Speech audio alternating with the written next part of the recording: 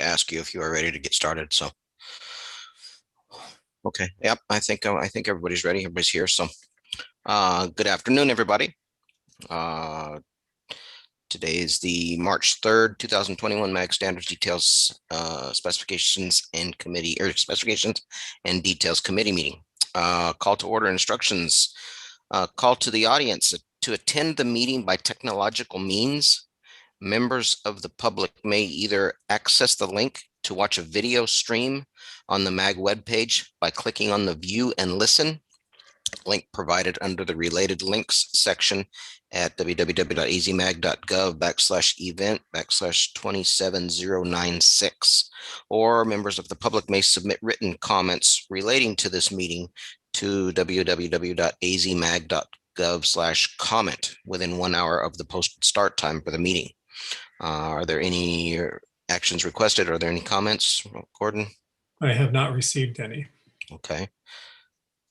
We'll move on down to item number 3, approval of the February 3rd, 2021 meeting minutes. Hey, Craig, while you're reviewing those, I have a couple questions. Someone whose phone number ends in 146, can you let me know who that is?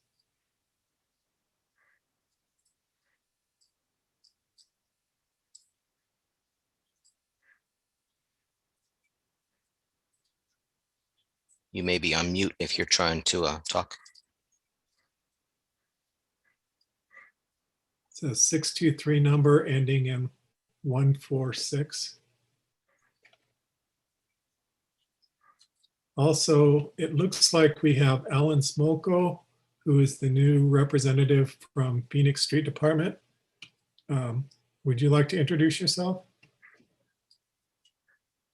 Sure. I'm Al Smolko with the City of Phoenix. I'm under the Street Department, underneath the Office of the City Engineer. Welcome, Alan.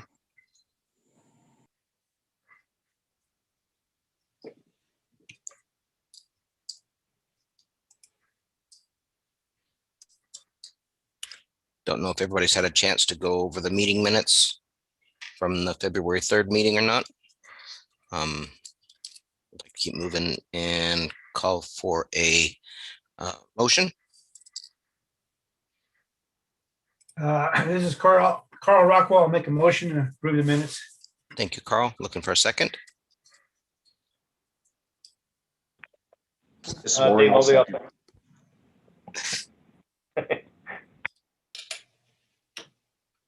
One more time. This is Warren. I'll second. Thank you, Warren. Appreciate it.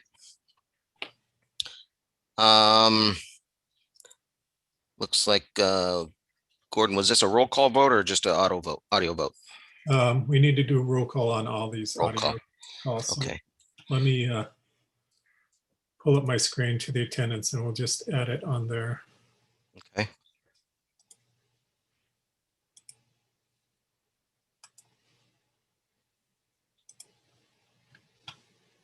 Okay. Here we go. Avondale.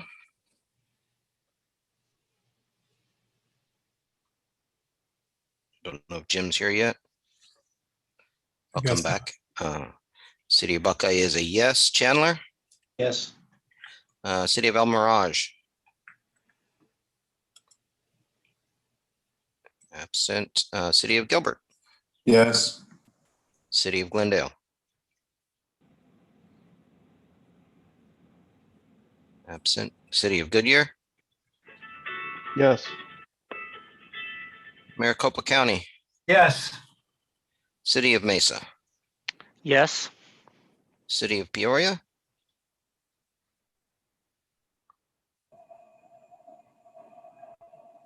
Not hearing Dan. City of Phoenix. Alan Smolko, yes. Thank you, Alan. City of Scottsdale.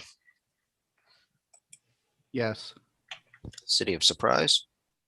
Yes. City of Tempe.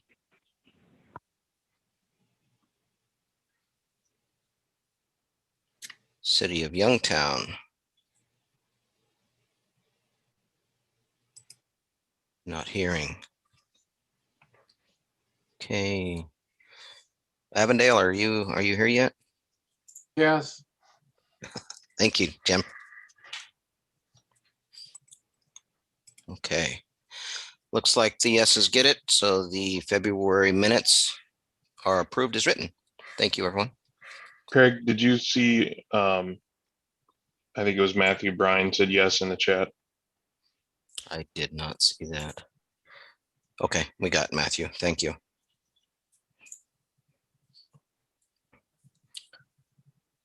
Okay. Gordon, do you have that agenda? Sure.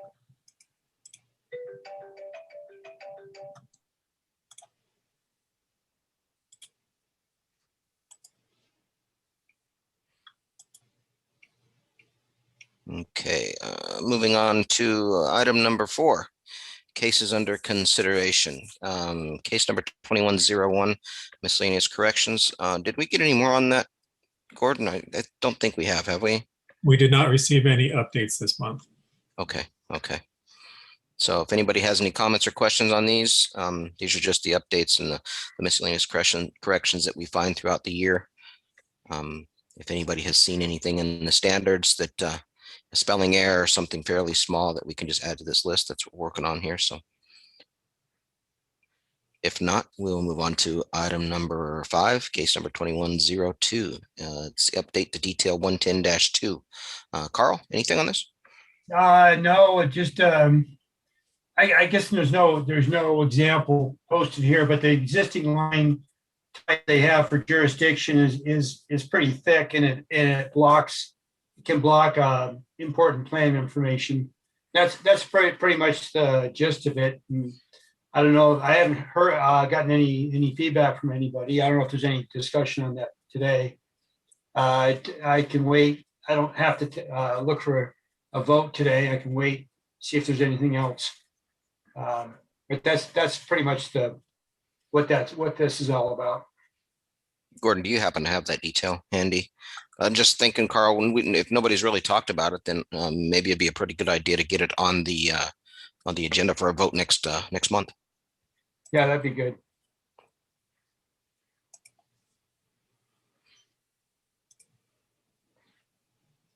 And which one did you say it was again? The property line option 1?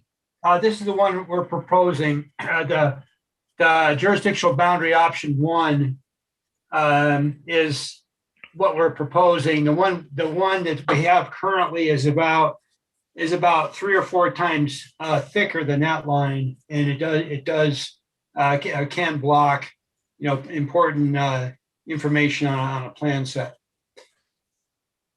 Okay. I can actually bring an example for next time for the vote to show you, with and without it on a real plan to show you can see the difference. Okay. Yeah, I just know we just haven't had any conversations or any real input on this, so it sounds like it's going to be pretty good unless somebody out there has got some concerns or questions about it. But yeah, an example would be wonderful. Yeah, I'll do that. Okay. And you said you do want to put it on the agenda for a vote next month? Yes, I would. We've had a couple months now with no discussion. Okay. Okay. Sounds good. Thank you. So that was 2102. Item number 6, case 2103, detail 212, the pothole repair. Jim, have we got anything more on that, or are we kind of solid on where we're at? I don't know if Gordon has the latest we could pull up, but we've pretty much, I don't think we got any more details since the last time everybody saw this. We did have some discussion on this at the working group meeting last month. And I think what we wanted, we're kind of leaning towards going to a temporary detail or adding additional detail. Adding additional detail for temporary potholes, because I guess there's some confusion about, we just want to provide an alternate for an area that we know that's going to be torn up during construction, like for maybe design purposes. Maybe, given a 6-month detail that has to be, that's only good for 6 months for temporary. And then the engineer will have to choose which one to use. So I don't know. I'm looking for feedback from the committee if there's any interest in maybe doing that or just sticking to a permanent detail.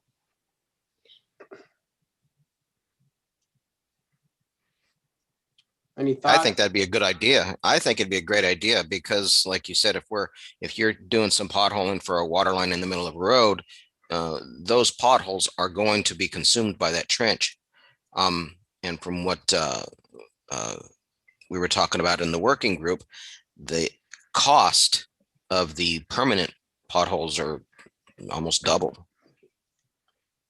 Yeah, we checked that out. It's at least double. And, again, I mean, sometimes these potholes have to be reopened up too for the actual bore operation because the agency or the utility owner wants to see the bore happening. So I think it's a viable detail that would be used. There's a place for it. Again, it'd be just temporary. Maybe just native backfill with some, temporary material, but then the permanent would be a lot more. It would be permanent basically. Right. Because we are beefing up the permanent. So if anything, we're making the cost of the permanent go up, but we need to address it because we need a better product out there in the field. So anyways, that's the kind of direction. So if again, it's open for discussion if anybody wants to weigh in on this, but if there'd be a desire for a temporary one. Jim. I agree too, Jim. Jim, this is Obviously, it Ryan. may fall within a mill and overlay area, which would be potentially temporary because a mill and overlay would come through and take care of the pothole, or it could be in a area that's going to be sealed, and therefore you would want a more permanent type of repair. So yeah, I agree. That makes sense to go in that direction. Jim. That's right. The type B pavement repair that we're looking at on this detail, this is drilled or cored for the initial cut through the asphalt pavement.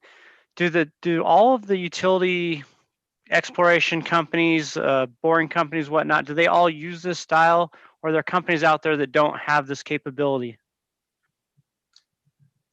I don't know if Arvid's on the line here, but I think there's several companies that currently do use it. So it's not just one that uses it. So If I understood correctly, the type A pavement repair before is what we were talking about doing as for temporary only. Is that right? And then type B would be required for permanent potholes. But I guess my question or concern is if the utility potholing companies, if they don't all use type B, and we're now calling this the permanent pavement repair, is the industry ready to all universally use this style if that's what we're doing? yeah, that's something we still probably need to reach out to some of the utility companies. I'd still like to have a type A as a permanent option. So, at this point, I'd like to keep type A as a permanent. Just maybe change the backfill requirements, beef it up. I think we've added the cracks got to be, crack filled. There was a discussion about doing a mill type replacement too. Sure. We have an overlapping joint. So, again, just to keep it more flexible. And like you said, we don't want to make it unique just to one or two companies that have that equipment. So I guess that's my outstanding question, I guess, is the way this is moving is for type B to kind of be the new standard, so to speak, for permanent repairs. I just want to make sure the utility potholing companies all utilize this method, or if there's ones that don't, I guess that would be an important part of the conversation. All right. Yeah, we need to. I think we reached out to only two, but we need to expand that and talk to almost everybody and just see what their feelings are on it. So, thank you. Good point. Jim and Ryan, this is Brian with WSP. To answer your question, no, there isn't very many people who do it, and the ones who do are so overwhelmed right now. So I mean, if this goes forward, I'm sure more people will come in, but as of right now, they'll struggle if this was the only spec in there for permanent.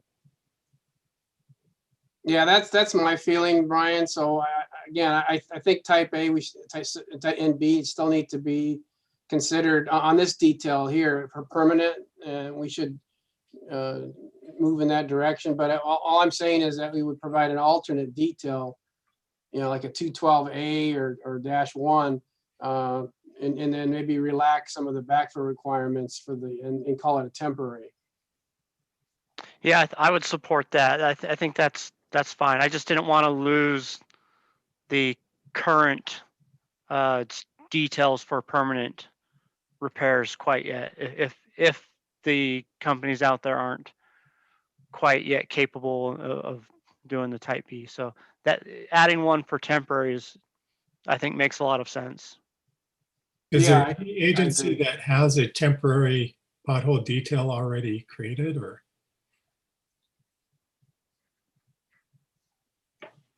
I haven't seen one yet, so. I don't know. Jim, this Right. Craig Buckeye. One thing I'd like to talk about in the working group meeting when we talk about this is if we are going to create a temporary detail for a temporary pothole, I'd like to add some language in there that if this pothole is not consumed or not, addressed as a temporary and it then becomes permanent, I'd like to maybe add a little bit of language in there that then pushes it over to the whatever we're going to call as a permanent pothole. Yeah, I think we're gonna have to come up with a time frame, whatever it is, 6 months, 9 months, something like that. So.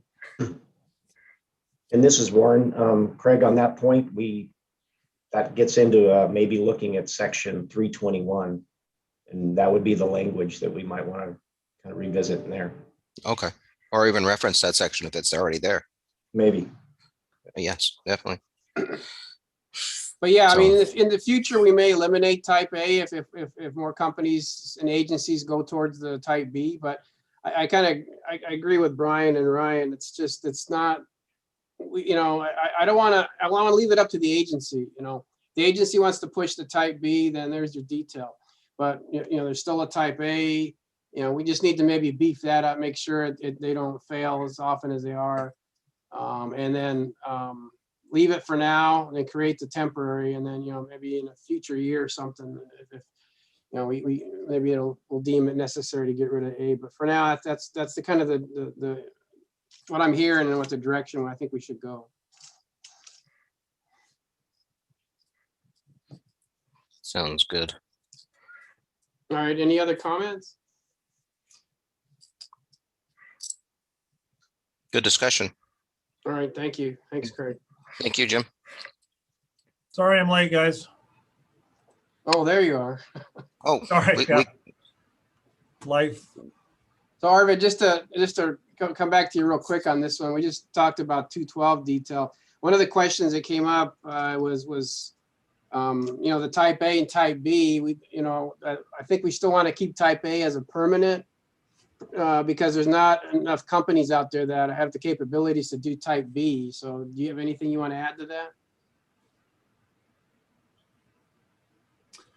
Yes, type A and type B on this MAG 212 are both a permanent restoration to the asphalt, assuming it is a slurry CLSM backfill.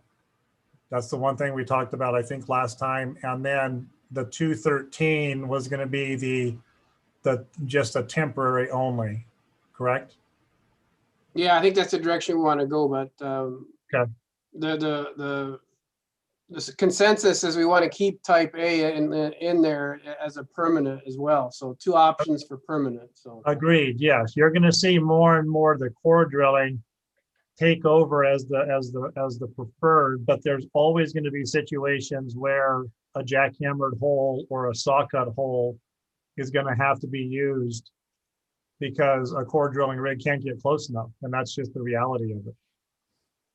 right, and then Brian Gallimore had a he was wondering how many companies even have the type B capabilities. So. Oh, dozens of them do.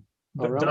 Dozens. Yeah. Well, because again, if you're strictly an SUE provider for utility potholing, you either in-house have the core drilling equipment or you just sub it out to somebody else.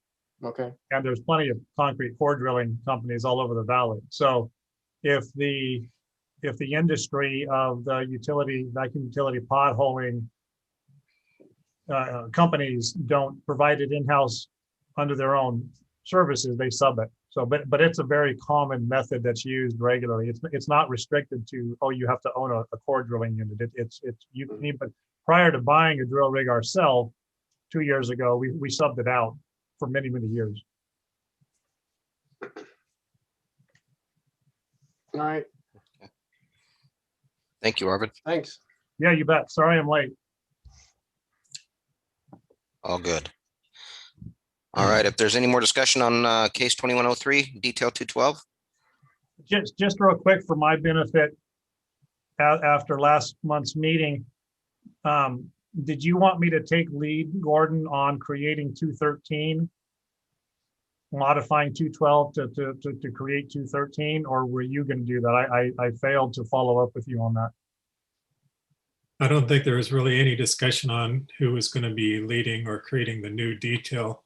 That's Okay. one of the reasons I asked if there were any agency members who might have something started already, but at this point, I don't think there's anything that exists. So we'd have to start with what we have and modify Okay. it. Can you send me 212 in the, I think it's the Word version, and then I'll get started on refining it to be 213? Well, I've got it in a PDF format and I've got an AutoCAD version if you Okay, yeah, send it in the PDF version to me, and then I'll take it from there and scratch stuff up accordingly. Okay. And I'll take the forefront of getting that created so that by next month we have something to just show around. That sounds good. Okay, that was it. Thank you. Thank you, Arvid. Thank you. Any other comments on case 2103?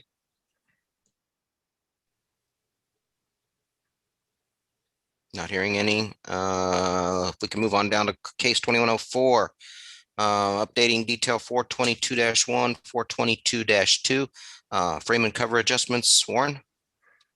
Thanks, Craig. In your packet, you should have an update to page 2.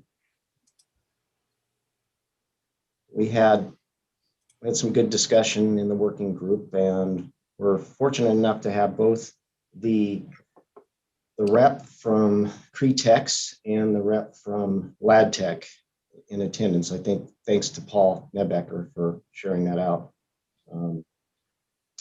And that led to some discussion about the adhesive that is used between these rings, and both manufacturer have their recommendation on type of adhesive. We're trying to go with more a generic specification here, just to let the manufacturer determine the adhesive to use and how to apply it as well. With these types of adjustments, the manufacturer should be out and provide some training and so on how to install these rings and the types of rings and so on to the adjusters if they've never used these. So that led to the yellow highlights here on this detail, whereas I changed it in the detail section, just saying use adhesive and then referencing note 4. And note 4 was updated to include, again, the reference to manufacturer and application between each ring and the frame cover and the top ring.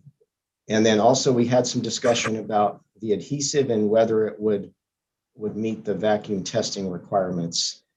And further discussion on that from Cretex and their product, they stated it would meet vacuum testing, and for which Cretex is the polypropylene type of ring.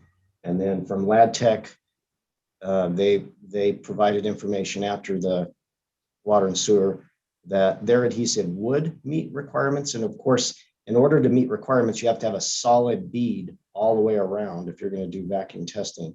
And if that's a requirement, then that would be the training. So they're saying both adhesives would meet that requirement. Let's see what else on that. Yeah, and if you use butyl rubber as an adhesive, Lad Tech was saying that requires a compression, some type of weight on the frame and cover to fully compress that butyl rubber rope. So there is no settling, and neither vendor is recommending that necessarily, although that has been used out there. I didn't add that into that note 4. I felt like that I did draft that in as a option is if butyl rubber rope is used, adequate weight is necessary to compress. But I took that out. I thought that would be more of a means and method. And again, we're trying to keep this, generic for both vendors. And what else on that? The other question I had was on discussed with the group is, and I know at least in Chandler, we have not re-implemented the vacuum testing requirement. I know there was some years back that got taken out. I just wanted to get some insight from everyone if we felt that was a county requirement and we should be saying shall meet vacuum testing requirements here, or we should say vacuum testing requirements per agency requirements. So that's one point of discussion I'd like to have.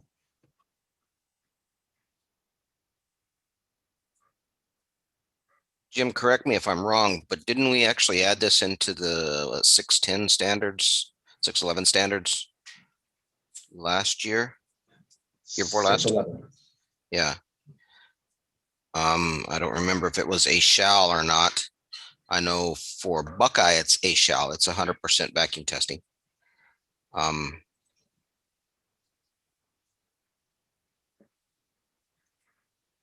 if we don't know that answer, we can I can reach out and we can talk about that in water and sewer. But that's one thing I kind of wanted to work out that note a little bit. Yeah, and I don't remember right off the top of my head if it was actually how it was written in the standards. But I do know it was brought back up when we did 611. So yeah, let's talk about. Gordon, is that something you can pull up for us? I can't get my screen to move over to get to there. You want to look at the current 611? Yeah, the one that was just implemented this year.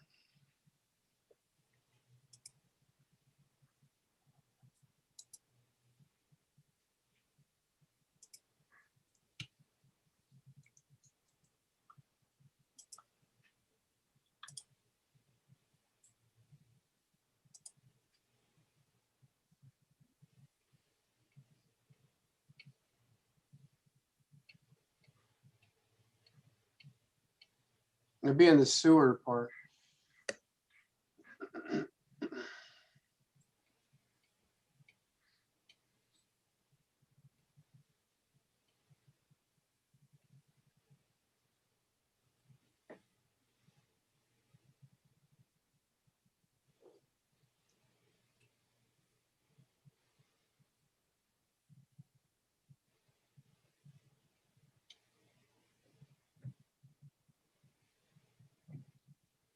Yeah, There it right is. there. This part right here. Yeah. That's it.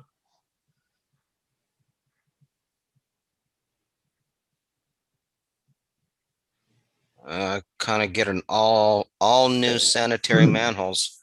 Right. Well, it does say unless otherwise approved by the engineer, so the Yeah. city can defer it if they want or not do it. Okay. So again, we don't necessarily want to defer it if it's a county requirement. So that's want to make sure I had that understood.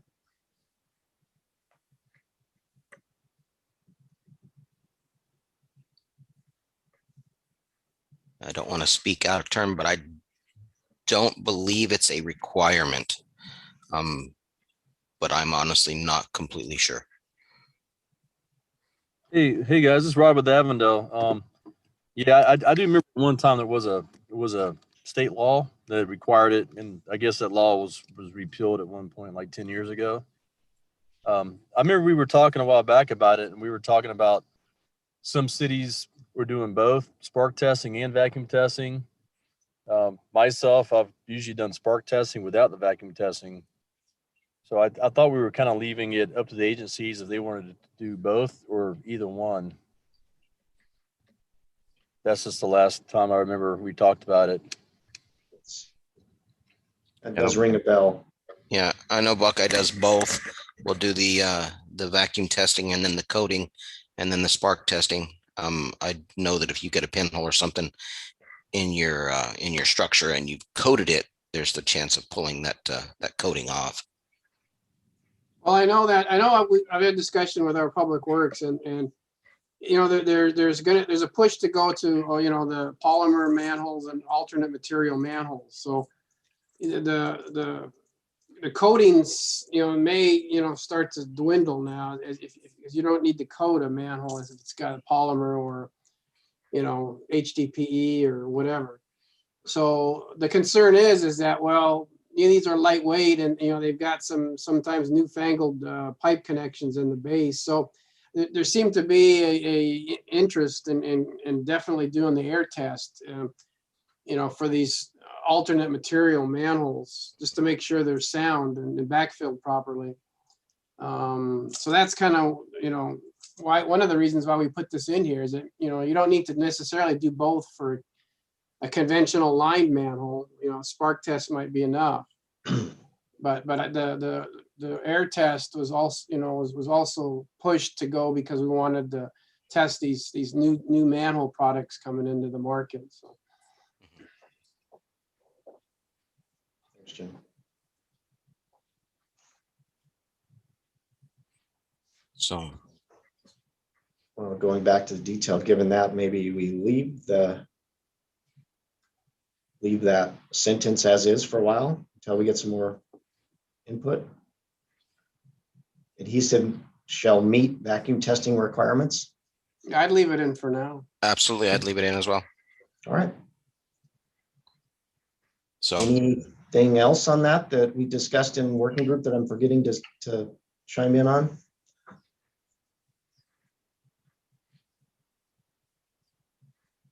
you know, I think the biggest conversation point on that was was pressing the rings together if you're going to use a thicker sealant. Yeah, and then knowing if you've got the ultimate compression, you know, and after you get lots of traffic on it, what if it's, you know, it might sink some more. So I don't know. Warren, how long have you been using these? Have you got some like windshield time, so to speak, that these things have been in the ground for a year, and see if there's any settlement issue? Yeah, we've been using these types of rings more consistently, probably 3 or 4 years, I would say. Okay. We have been doing manhole assessments just to kind of look at a few of these here and there just to see, and I have not heard of any settling. Obviously, we've had lessons learned and things like that. I think I'd mentioned before where they were installed improperly with grout and or other shims and things like that. And that's led to the manufacturers being much more involved in the training of the contractors and actually being out in the field to watch a few. Of course, we encourage that and even providing some certification for the training too, so they know how to properly install these and not to mix products. And again, you know, it's just all about that kickoff of the project. We actually have in our city yard, we have a few manholes in the back of the yard where for CIP projects in particular, where the lab tech and or Cretex would be out there with the contractors showing how to put these rings in prior to actually doing it. But no, so the answer is no, I haven't heard of any settling specific to this. But we've been using the adhesive, which isn't the same as the M1 butyl rubber, the butyl rubber rope, which is what was said needed the compression. But both vendors are very concerned about the liquid nails, and that's part of that training is not something you want to be used going and picking it up at Home Depot. So you mentioned one thing, Warren, about the manufacturers training these guys. Do the manufacturers require that? Is this just one of those things that, hey, if you're going to use our product, we're going to show you, but it's not going to be a requirement? Are they requiring this? I don't believe they've gone to the point of requiring, Craig, but we can ask them. We've encouraged them more and more to ask for some certification and, as mentioned, some training. In fact, we've created some cards here. Our wastewater group has pushed that initiative where if you've attended that training, you get a card saying that you're certified in installation.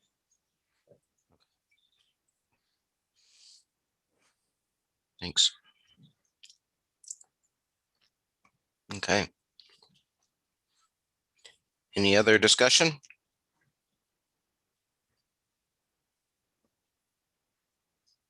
Not hearing any. We can move on down to case 2105. It's the proposed details 529-1 and 529-2, the catch basins. So this one, Dan Nissen and myself have kind of been talking about it for a little while on adding a new catch basin to the MAG standards. This catch basin actually doesn't have a grate. It's just a curb opening catch basin. This is a detail that looks very, very familiar to what the city of Phoenix has used for years and years and years. The city of Buckeye adopted this as well. And so basically I took it from the city of Phoenix onto the city of Buckeye, took the line work from city of Buckeye onto MAG details. So there are a few changes that we made on this. Gordon, if you can go down to the -2 detail. So on the access frame and cover section in the lower left-hand corner of the screen there, it's showing your frame and your cover. What the Phoenix detail showed was there was a piece of rebar that was actually connected to the frame and poured into the concrete. I talked to some of the manufacturers, Nina Foundry as one of them, saying that they have never manufactured a ring with that reinforcing welded to it. So what I did in this detail is I took that reinforcing off. So just want to kind of be open, let everybody know what was there. If anybody wants to actually see what the city of Phoenix details are, we can bring those up, or we can bring them up in a working group or something. But that was really the only change that I've made to this. So if you could take a look at it, obviously it was in your packet, but take a look at it, go through the drawings, see what your thoughts are, bring them back. We can talk about them, make some revisions if we need to. But basically, again, this is just the city of Phoenix curb opening catch basin that has been in use for a number of years. We want to put it into the MAG standards. So do you have any questions or comments, concerns? I think it's a great addition. I've seen it referenced on many plans saying per city of Phoenix. Yeah, the city of Buckeye likes it because for the main reason of a mill and overlay in the future, you don't have your milling machines for a contractor. They don't have to work around these grates that are protruding into the roadway. I mean, their milling machine just takes the lip of curb off, it goes, zips it out, and paves it back. You don't have to worry about bicycles getting caught in it or the correct style grates, because again, there are no grates that are in the roadway. So it's just an opening.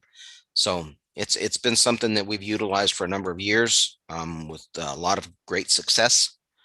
So we just have everybody take a look at it and see what your thoughts are.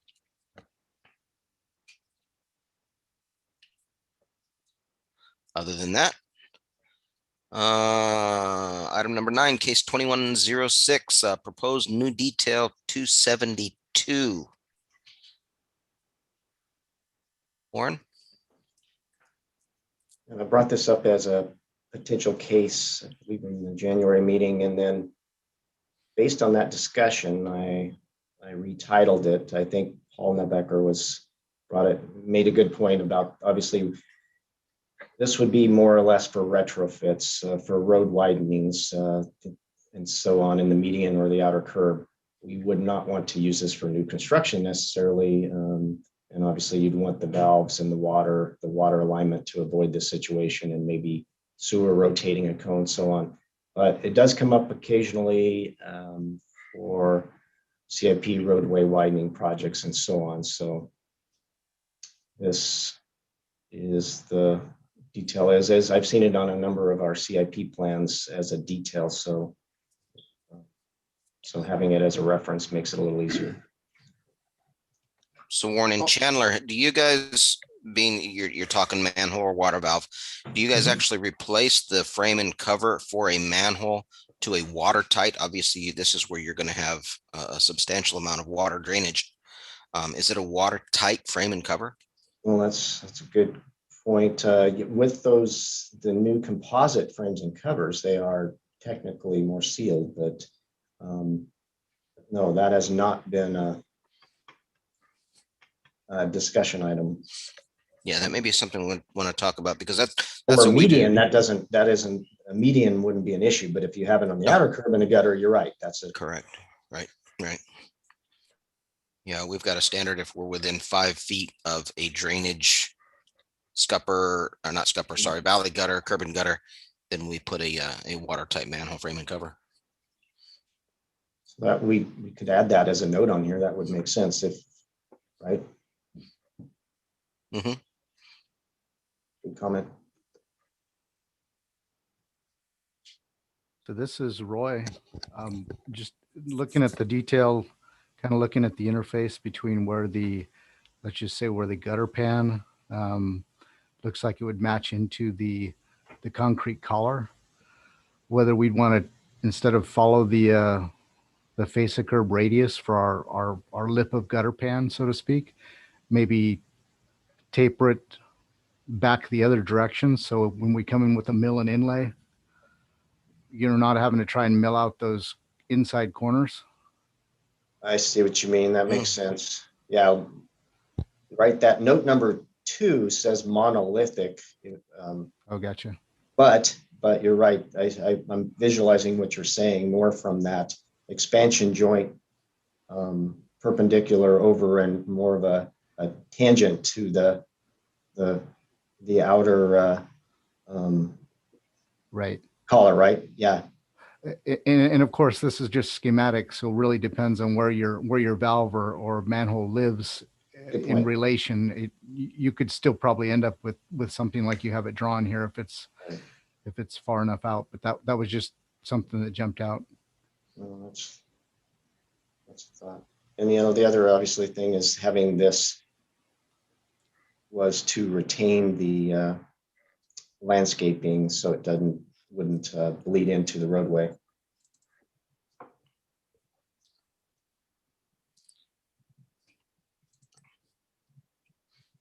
Yeah, Warren, you mentioned that only for retrofits, but I can see where this is going to be used for new construction, because sometimes the design engineers don't coordinate, water and sewer plans with the paving plan. So. Right. Did you say sometimes? So. That's why I like the name changed to retrofit, because I don't want a design getting confused saying, hey, we can throw this adjustment in our curb line on new construction. I agree. Right.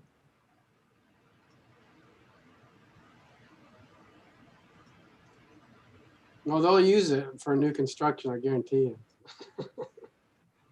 I'm sure it will show up on some designs. So. Well, I'll look at, based on Roy's comment, I'll look at maybe adding a little shading or something, a note in that little area pertaining to what he was saying. Sounds good. Just a quick question. This is Al Smolko. Can you just connect from left to right going across, and that 1.5 inch cover ring? Can you have like a minimum of one foot?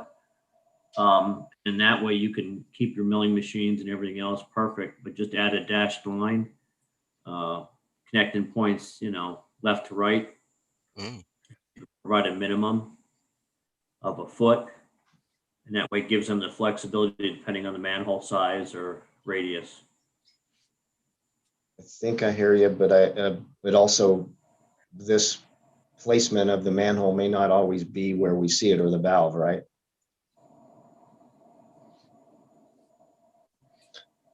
I think I see what he's talking about. If we can just kind of throw a dashed line in at basically lip a curb from left to right, come straight across, and then wherever the manhole or the water valve ends up, you're still basically going to have a straight lip a curb.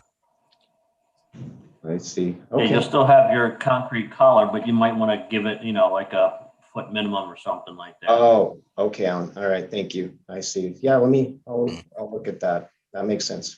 I like it. It would look a little more aesthetically pleasing that way too, I think. Functionally and. So great comments. Anybody else?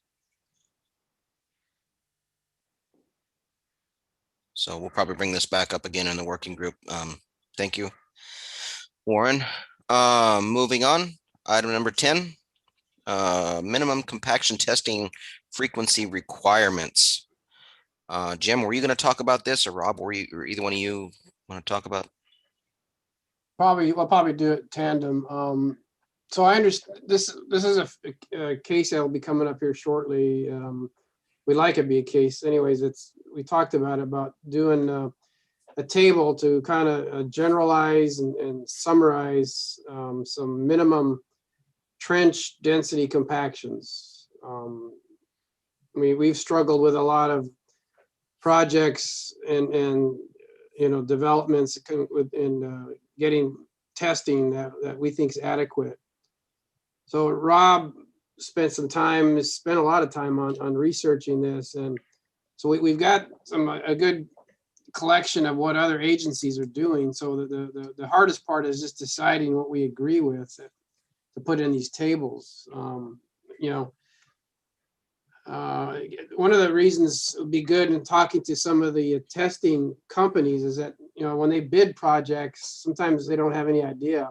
So it'd be good to have a baseline that, here's a minimum that they can go off of for when they bid projects to provide geotechnical testing services. So that's kind of the gist of what's trying to drive this. But one of the things we want to do is kind of get a feel from other agencies, if they'd like to have something like this. So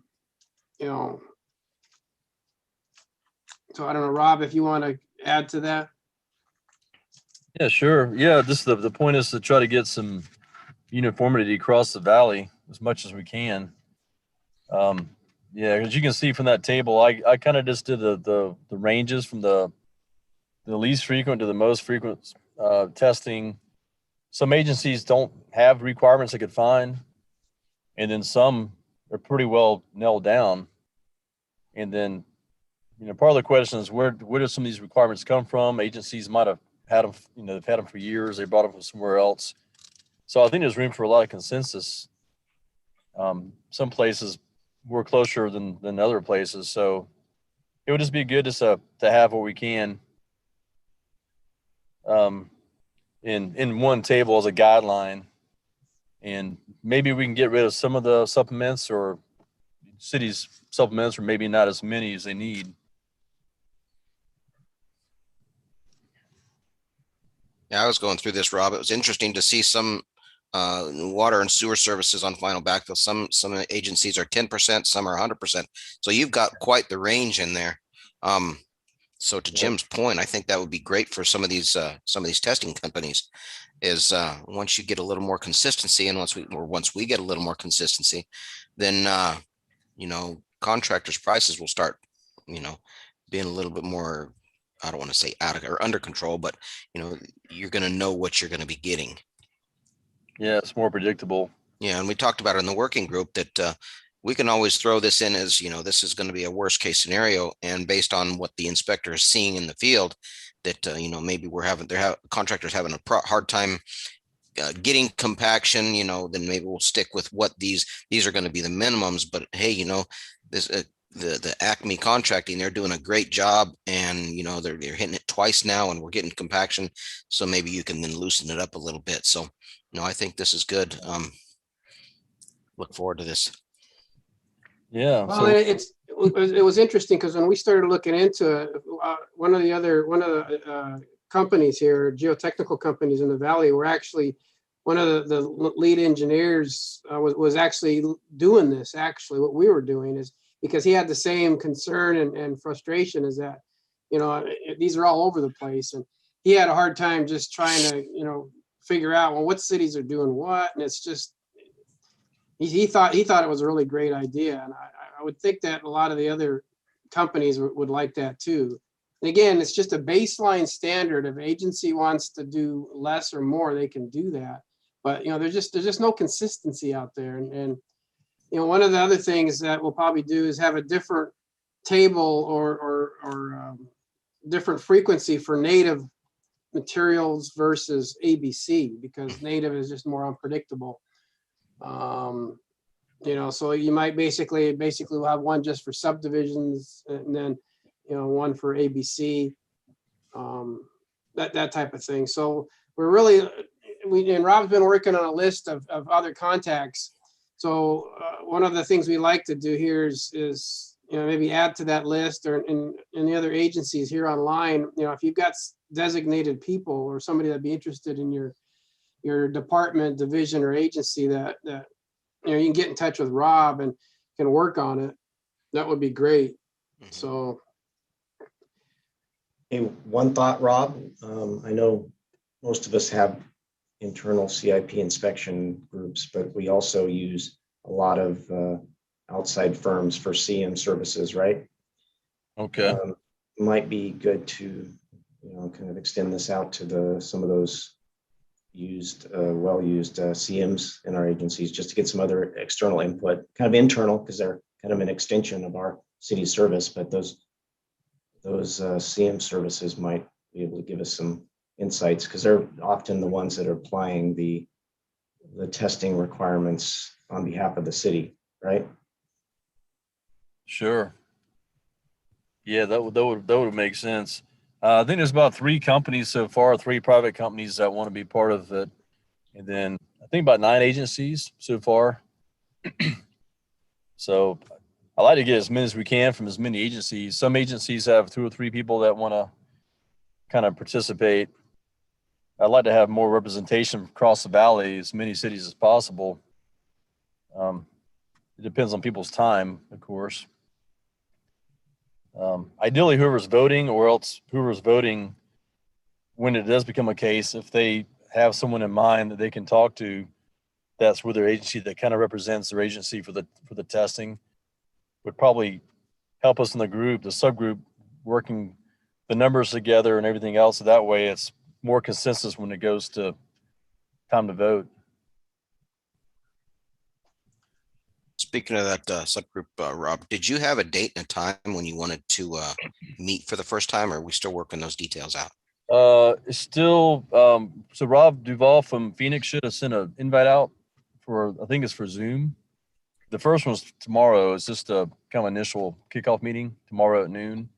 Okay. And then from there, either maybe twice a month to start off with, and then probably once a month. And then once it does become a case, or when it gets towards where it's becoming a case, there may be some feedback before this committee and then the subgroup kind of back and forth to refine it. Okay. right, Robin, didn't you took it before the materials group last month too, didn't you? Yes, I did. Yeah, I did. In fact, they were really, they liked the idea. They really thought we should try to get more agencies involved, as many as possible, to get as much consensus as possible from across the valley. So that would be helpful. But yeah, they liked. In fact, they were looking at. They kind of talked about maybe just doing one big table like some cities have, and then I told them, well, the idea right now is just to let's get the bedding and backfill frequencies done for the pipe itself and for the structures. We don't really want to get too much into material sampling right now, but I think there would be we could do some more tables like this. I think would really help a lot. I was looking today, MDOT's got a brand new draft coming out of some sampling and things for, for paving and for sidewalk, how many sidewalk linear feet needs to be tested, that kind of thing. So that would be good in the future to do. But I think right now, if we can get this one, and this would be the kind of the prototype of the tables that we do, it would be a good place to start off. Yeah, I don't want to get it too unwieldy. I think we'll just stick to trench for now, trenches for now. Yeah, I agree. We've done a lot of work in the water sewer group to get it concise. It's a good, concise format. And to me, I think this is good. If agencies want to expand it, they can, but this is a really good, just a good guideline in general. Right. All right, good. Yeah. Hopefully we'll get a lot more interest. Well, we got pretty good interest now. I just like to get more people involved. One thing you may want to consider is within the MAG book is creating, if you go this route, which is a good one, creating a section that deals with testing that just has the tables associated with it. Because if you're talking about the testing companies doing it, if they had one place to look, then you're not having to put this in different sections throughout MAG. If you said you want to do testing for this, testing for that, at least there's one place to go look for all the testing requirements. Yeah, that's a good point. Yeah, it might be like 601, section 601, that type of thing. Just contemplate utilities. Yeah, contemplate keeping tests in a similar location so they get found. Right. So you mean like a new section of MAG and we would put all the tables in? Yeah, it could even be at the end of section 600 test schedules. That's true. Yeah. So whatever sections open, 602, 603, I'm not sure what's there without having a book in front of me, but creating a testing, it's just called materials test schedules, material test schedules. Yes. Yeah, that way when you add on to it, if you decide to add more, you just keep on adding to that section and you're not trying to find a place somewhere in between to put it. You're not trying to relate it to a specific topic. And then you start finding out, well, it crosses between this standard and that standard, may apply to that detail. It could get messy. Otherwise, if you just have test schedules, then you can always add and modify your schedules. Yeah, that's a great idea. True. Thank you, Peter. Yeah. So. All right. Anybody have discussion on this? Like to talk? Any comments, suggestions? Maybe you could just create like a $6.99, $5.99, $4.99, or whatever, where you'd put all the testing together. Oh yeah. All right. That's good discussion. Thank you. Very good discussion. Anybody who's interested that's on the call now, anybody that has somebody at their agency who may be, sounds like we might be having a meeting tomorrow, at least a kickoff meeting to kind of, get the ball rolling. So if you want to get with Gordon, I'm sure that he can give you the meeting information. So excellent work. Thank you, Rob. Sure. Jim, thank you. All right. Thanks, Craig. Okay. Moving on, new and potential cases. Discussion of other new and potential cases for 2021. Does anybody have anything more out there that they're working on or see or want to make some revisions on? Hey, this is Carl with Maricopa County. We are going to go to a 6-foot wide sidewalk as a minimum. And I understand other jurisdictions have done the same. And I'm kind of wondering if there's any thought on MAG, changing MAG to that 6-foot minimum width for sidewalks, new sidewalks. I don't know if that's necessary in residential communities though. Right. I was just going to ask on that. I mean, I know Chandler moved from 4 to 5, and because the 4 is challenging to meet the ADA, every 200 feet you must have the passing. So we moved on to make it a 5 foot as the minimum for locals and collectors. But I mean, 5 is the minimum ADA. Well, 4 is the minimum ADA, but like I said, you'd have to have the passing space. So just curious, Carl, why are you thinking 6 foot is a minimum, just to be more pedestrian friendly, or? I don't know why. Our planning department's been working on our kind of our standard cross sections. And we're actually going to be changing some other things like the bike lane and a few other things. And it just came out like today, I got notice that we're going to have a 6 foot minimum. And there seemed to be some thought that other jurisdictions had gone to a 6 foot minimum, but at least talking to you guys, it doesn't sound like maybe you haven't gone to a 6 foot minimum. And I certainly wouldn't want to change MAG, and all of a sudden that there'd be a lot of jurisdictions that wouldn't meet that.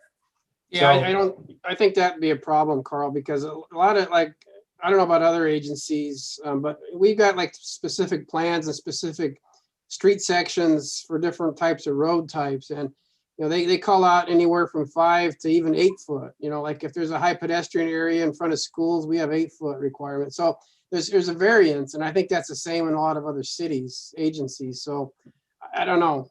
Okay. If that would be good to have a minimum or not. I think it's just up to the designers in the cities.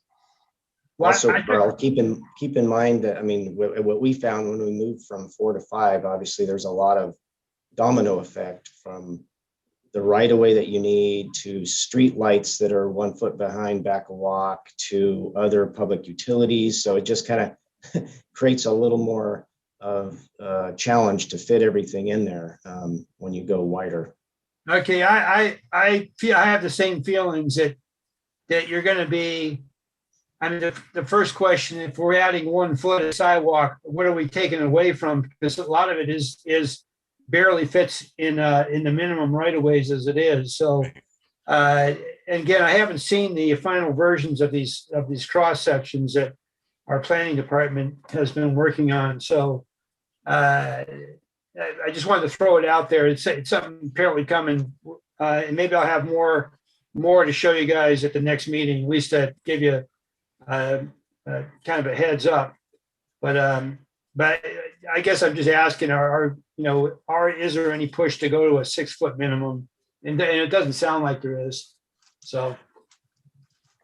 Yeah, if anything, on arterial roads, yes, but otherwise, no. Okay, then maybe that's a distinction we haven't made yet in what's going on here at the county. We kind of do the same thing out here in Buckeye, Carl. One of those deals that on major roads, if we can't get a sidewalk on both sides, what we'll do is we'll put a wider multi-use path on one side, call it a large wide sidewalk, but we won't stop at 6 foot though. We'll usually go 8 or 10 foot. Okay. Yeah, if we're going to talk about sidewalk, one thing I would like to visit is the thickness of it. I'm not sure 4 inches is good, especially in residential areas with roll curb. We've got, there's just so much broken sidewalk, within these subdivisions with 4 inch roll curb because, you don't know where the driveway's at. And so, 4 inch concrete's not really good for driving on. So, I don't know. I don't think we might have talked about it at one time, but I don't know. Is there any interest to going to 5 inch minimum on sidewalk? So this is Roy in Scottsdale. We do just that, kind of like what you mentioned there, Jim. Anytime we've got sidewalk behind rolled curb or any surface where people could drive on it, we require a minimum 5 inch thickness for our sidewalk. Yeah, I'd like to see the roll curb at least have 5 inch minimum. It's just, there's way too much breakage. Yeah, I recall past discussions on that too, Jim. I know we had some debate about in particular, the thickness of the curb ramps. And for that, I remember we had that discussion. Yeah, if it's installed properly and compacted properly, then probably okay. But often we found that compaction was a problem in the past for some of those older ramps, whether it was inspected. So they did have a lot of breakage, but and obviously the cost of going to the thicker concrete was, I remember us discussing that too in the past. But Well, That's that's what I where the would- problem. There are some home builders actually that go with a 5 foot just because they're tired of all the replacement costs they got to do. So they kind of, some of them, so there's a few builders that do it on their own. So not many though. Yeah, Warren, for those ADA ramps, I had a contractor, or I had a developer a while back say he called them expensive construction entrances. They were driving across this ramp and tearing them up.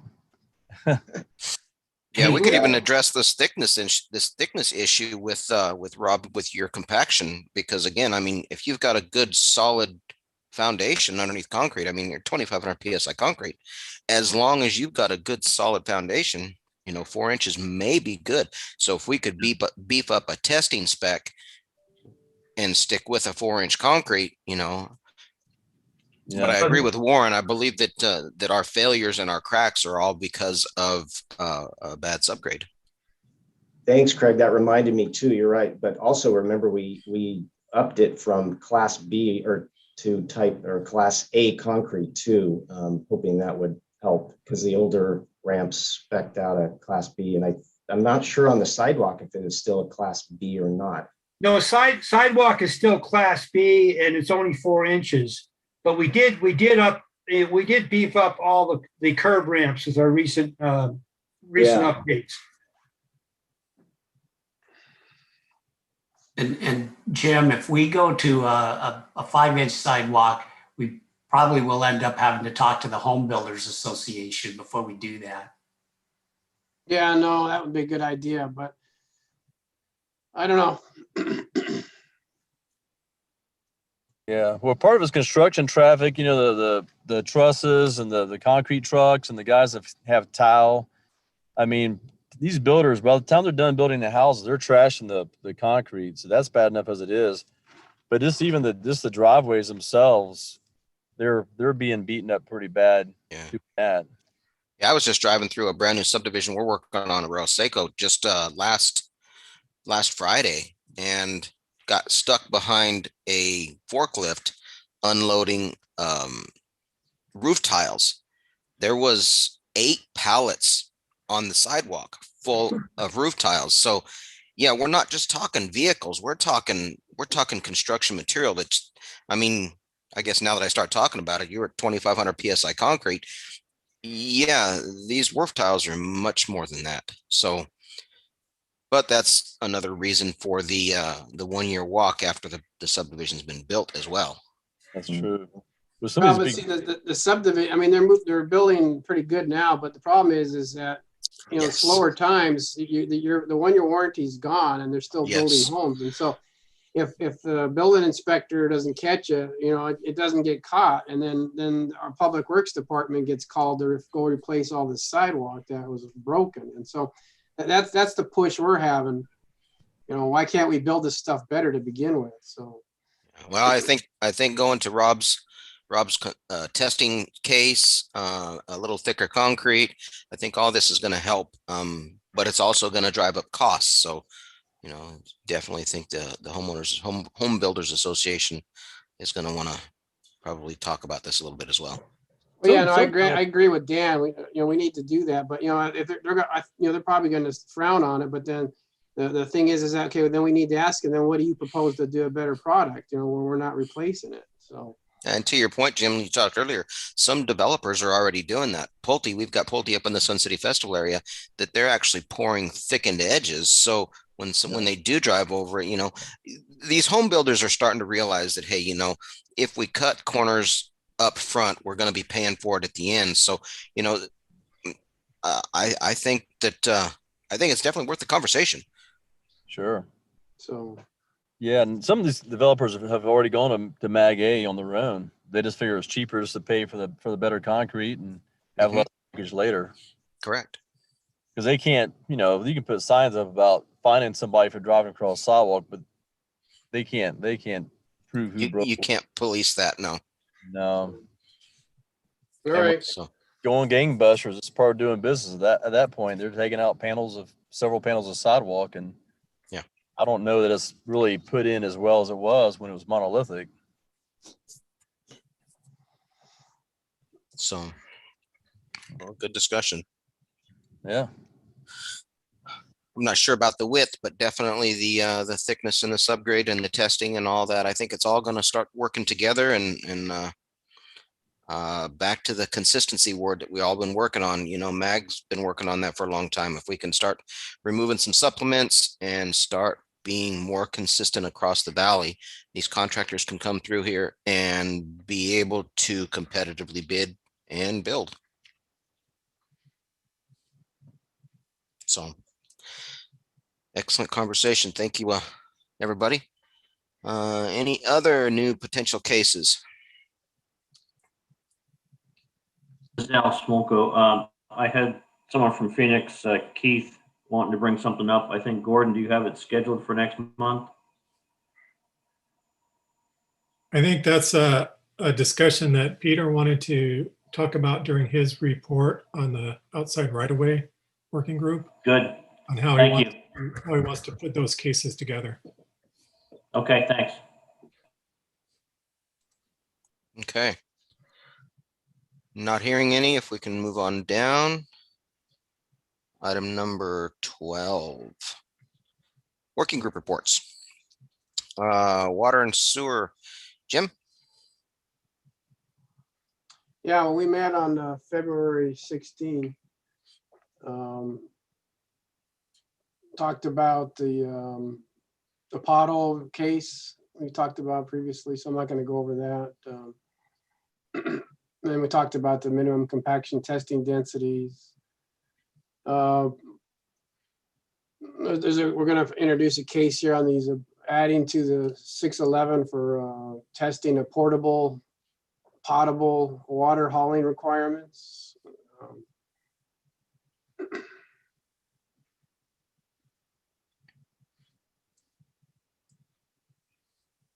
What else did we do? I know we already talked about adding the City of Phoenix case into MAG. Oh, one thing that we talked about too is if there's a need to define and consolidate plastic pipe materials under a more of a universal name of thermoplastic. So I don't know if that's a thing. I'm interested to see if agencies are interested in doing that as well. So, because I think now we just list PVC and HDPE. So. Yeah, I think it's a pretty good idea because pretty soon we're going to have all kinds of different materials. Well, it goes back to when we just talked about separating, rigid and flexible pipe. So maybe we need to further define those materials and just group them under a thermoplastic title grouping. So that's one of the discussions we did. So.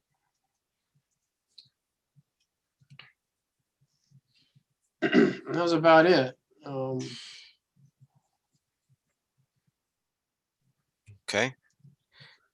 Our next we're talk meeting about will that wet be, barrel. Yeah, we're going to have to probably revise the shock block on the wet barrel. Although I don't know, I think we're the only agency now that's going to continue doing these. So, so maybe that 360-2 gets removed completely from MAG. I don't know. So. Avondale hasn't talked about getting rid of those, or they're still going full bore on those, on the wet barrels.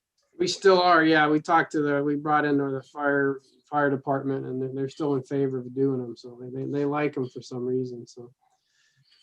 Okay.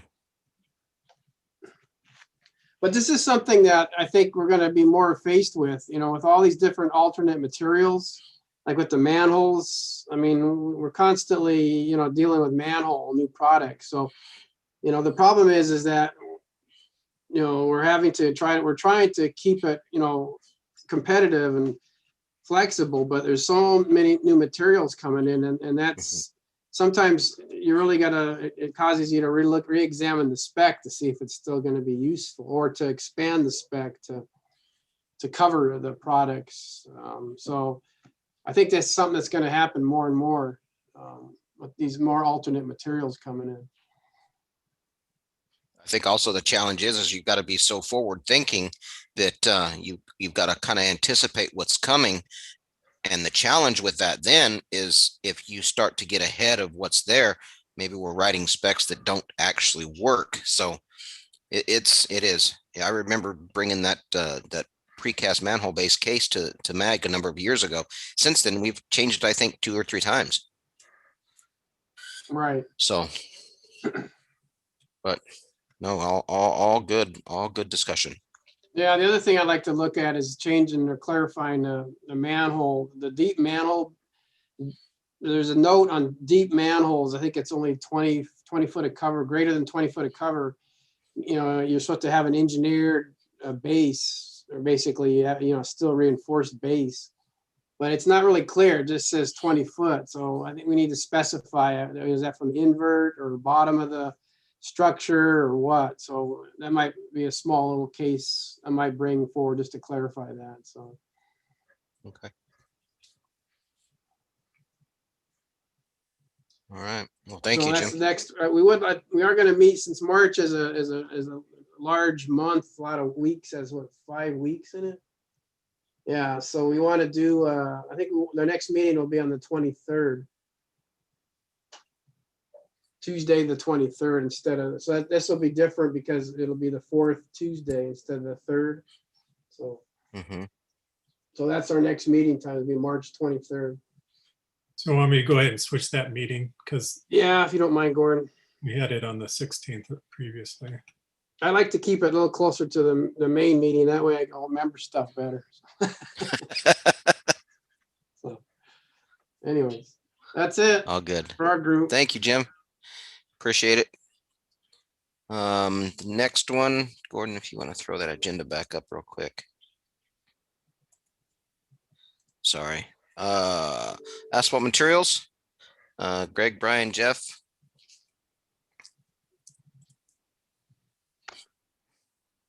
This is Brian. I guess I'm the only one here, but I actually missed the last meeting because I had a ADOT Zoom meeting conflict. So I didn't see any notes. Did you get any write-ups, Gordon?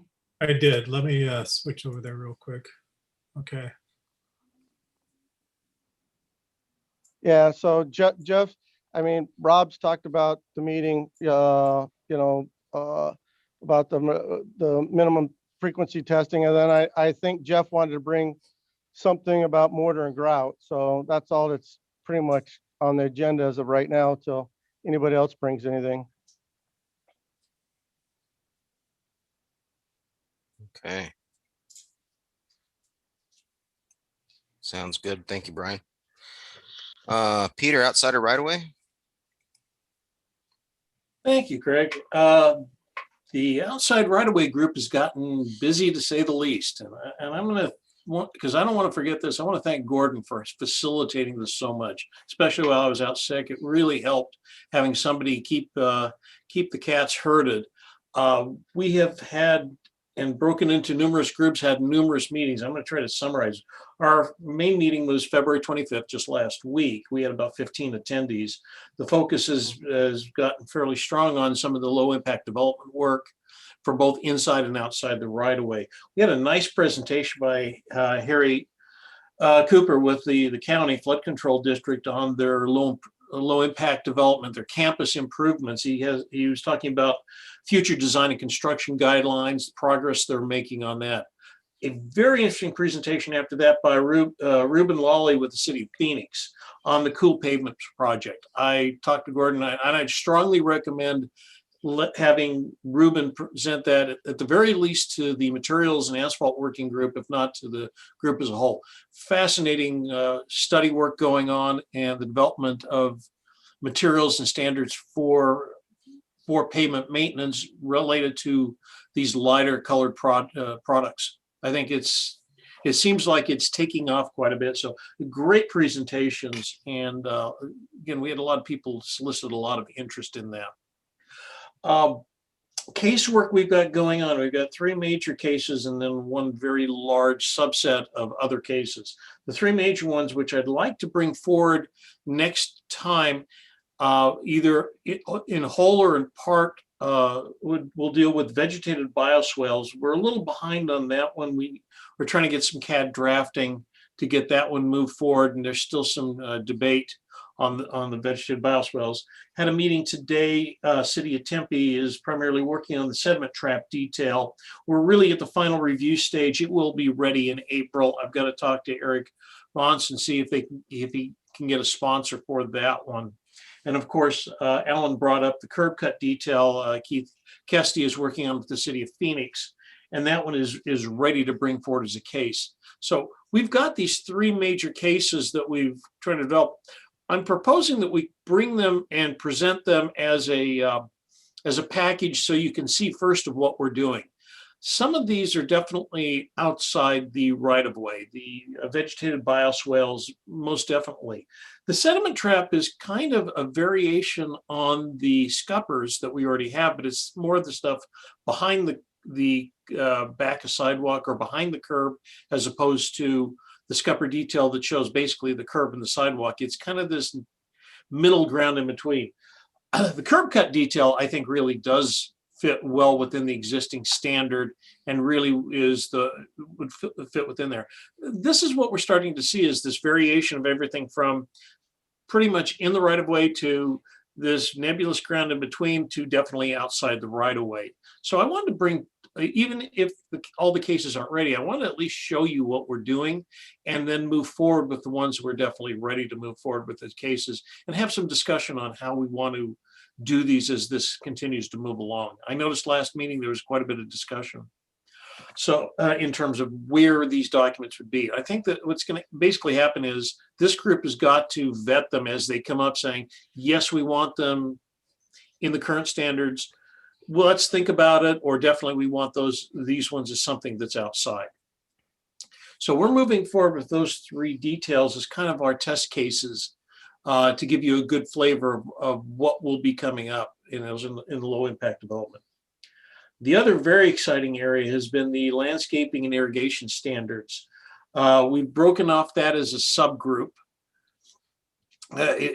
calling it kind of a sub-working group or a working group. And Wayne Colbank and Ann Reichman have been really leading that effort.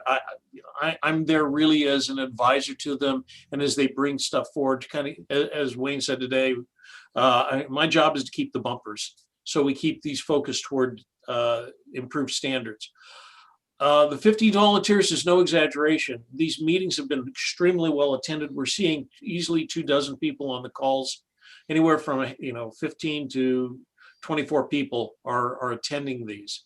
The goal right now is to provide updates of 5 major standards: 425, 430, 440, 757, and 795.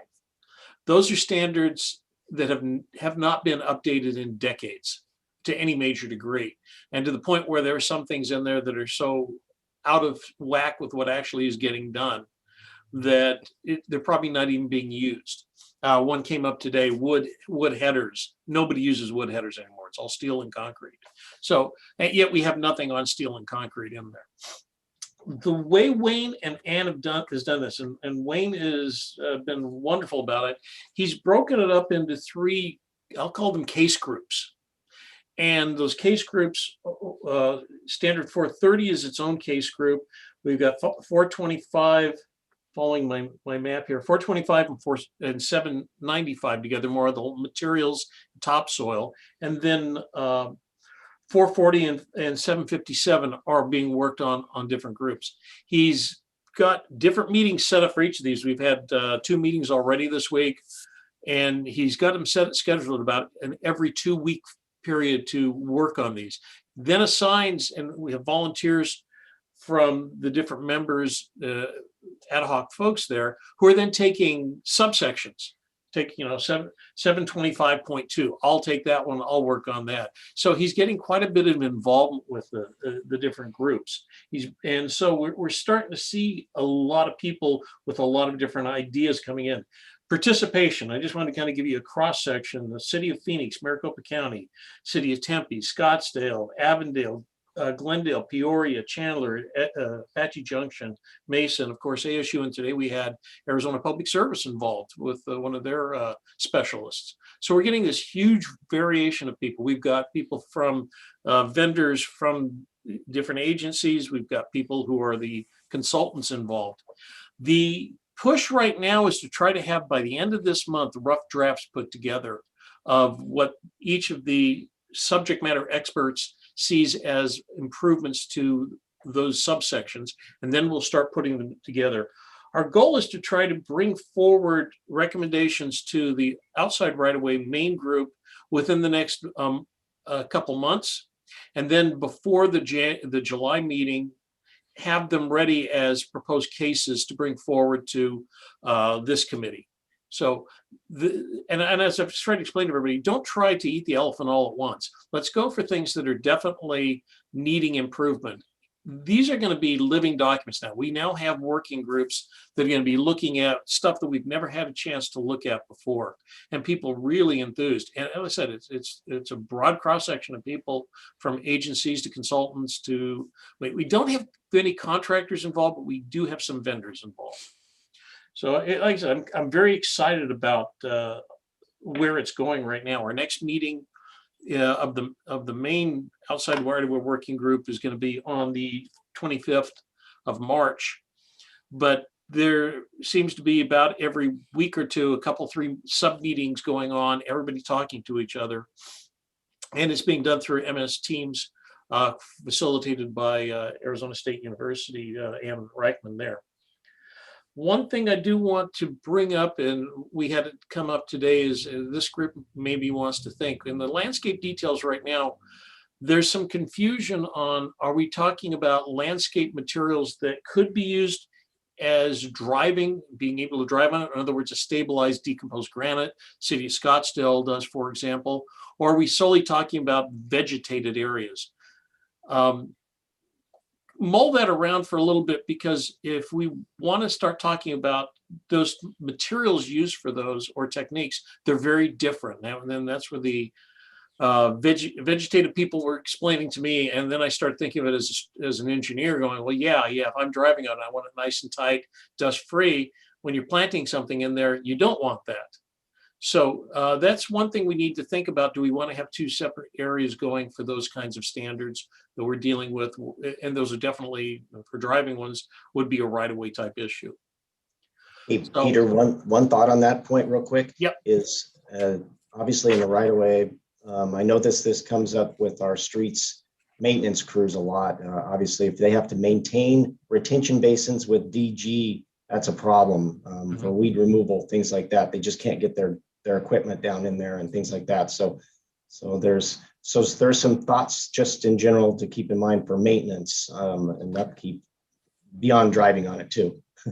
Yeah, and that really was one of the topics of discussion, was when you have DG, do you realize what it does? And that was brought up by a couple of people there, that it really gets quite tight, and it can be a challenge to deal with at times. So maybe there should be 2 different or multiple types of materials. And one of the things we're going to work toward are better definitions.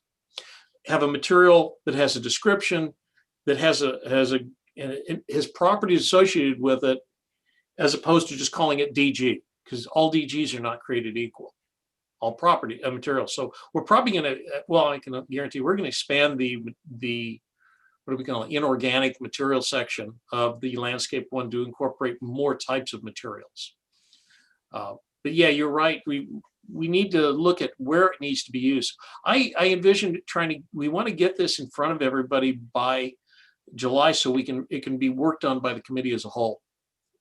It's a very aggressive schedule, but there's a lot of people working on it.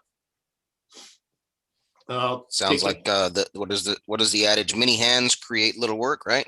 Yeah, and the wonderful thing is the energy. I think Gordon can verify that. There are some people really excited about jumping in on this. We've had very little trouble getting volunteers. It's been really fun talking with these folks, and they're really interested in this process, because they've had to live with these standards for years, and now they get that opportunity to be involved with the process of improving them. Hey, Peter, this is Dan.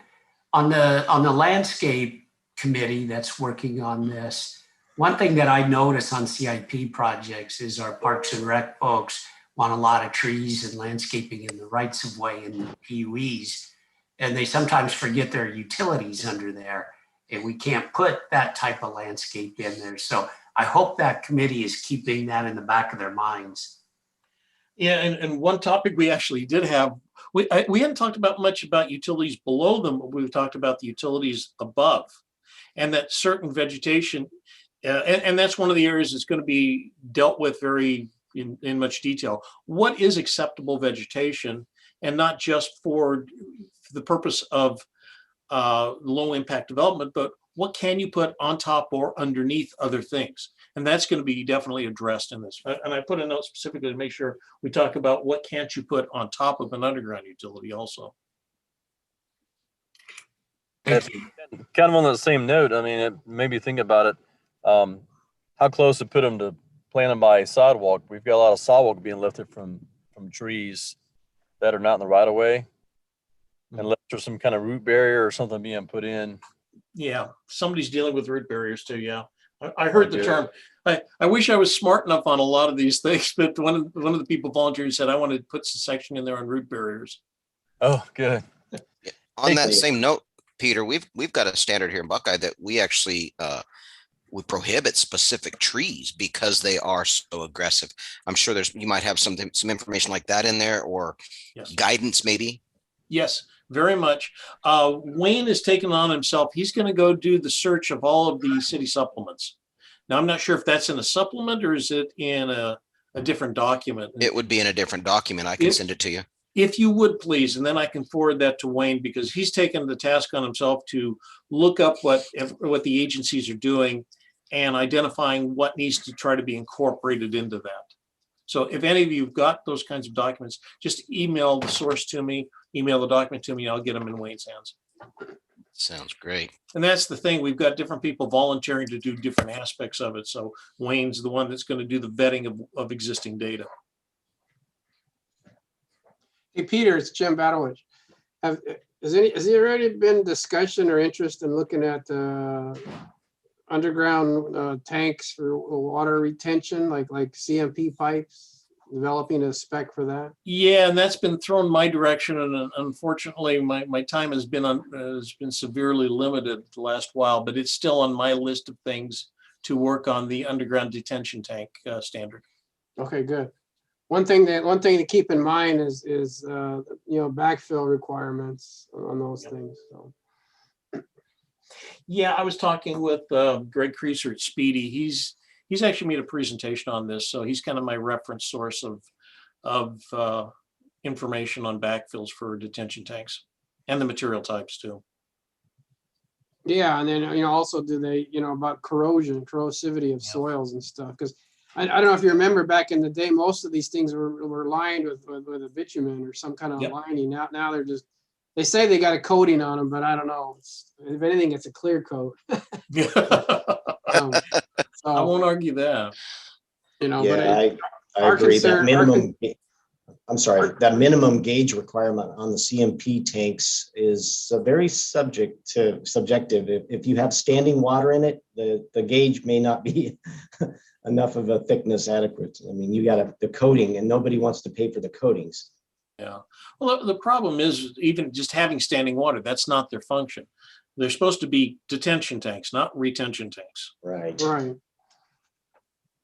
I don't know how much you get into the maintenance of that. That's kind of related, different animal, but the installation is important with the type of backfill, and if you need filter fabric, all that.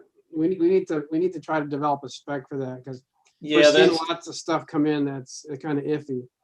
Yeah, that's on my to-do list, and it probably isn't going to happen for the next month or two. But as long as my wife's not on this call and doesn't hear, I will volunteer to do something on that. All right. Well, good. I'm glad you guys are at least looking at it, thinking about it. Yeah, that has not been dropped off the list. But when you have 50-odd people volunteer to jump on half a dozen assorted standards that haven't been worked on for years, you take advantage of that when you got it. Absolutely. Cool. Yeah. Absolutely. Exciting.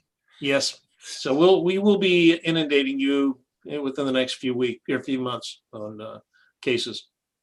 Okay.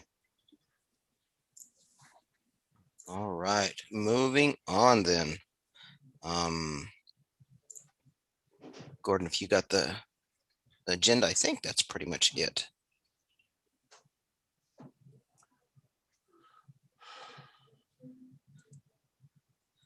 See if I can pull the agenda up here real quick.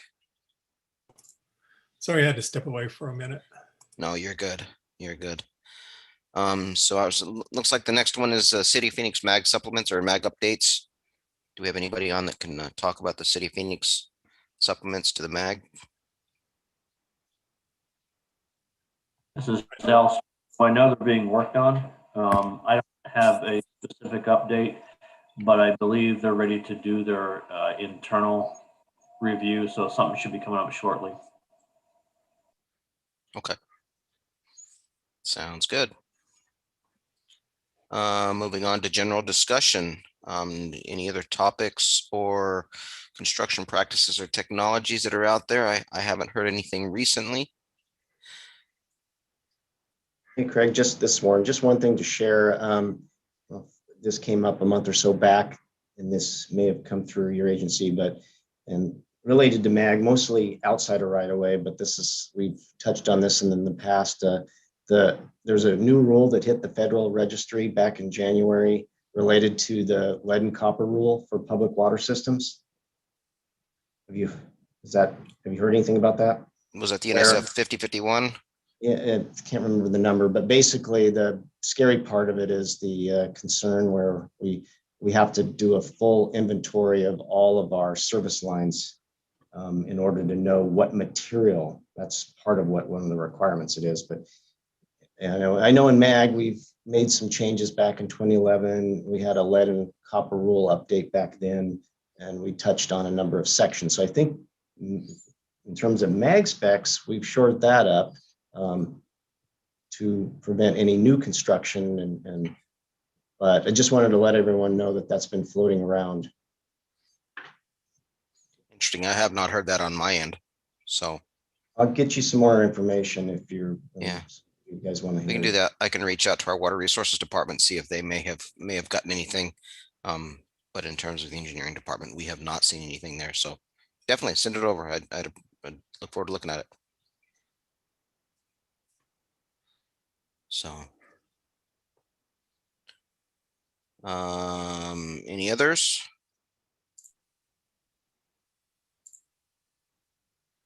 Not hearing anything. I think that's the end. Is that correct, Gordon? I think I lost the feed of the agenda. Yeah, I just switched off my screen sharing, but yeah, the last thing is adjournment. Okay, so